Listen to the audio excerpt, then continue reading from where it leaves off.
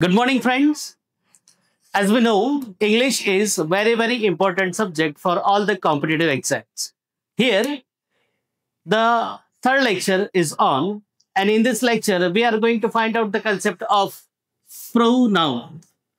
Pro and noun. Here, in this word, we can find out it is a combination of two words. दोन शब्द एकत्र आलेले आहेत. पहिला शब्द जो आहे तो आहे प्रो आणि दुसरा शब्द जो आहे तो आहे noun. What is the meaning of this pro?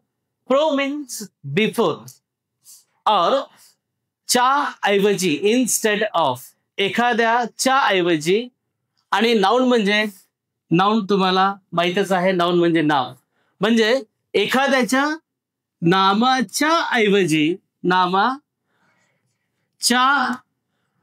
ऐवजी जो कुठला शब्द आपण वापरू तो शब्द दुसरा तिसरा काहीच नसून प्रोनाउन असतो. उदाहरणार्थ माझं नाव नितीन आहे. मी माझ्या ऐवजी माझ्या या नितीन नावाच्या ऐवजी आय असा जर स्वतःसाठी वापरला तर तो आहे प्रोनाउन.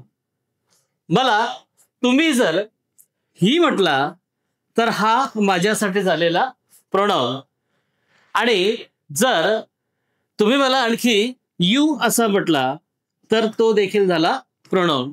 म्हणून आपण असं म्हणू शकतो की नामाच्या ऐवजी जो शब्द आपण वापरू तो असतो प्रोनाउन.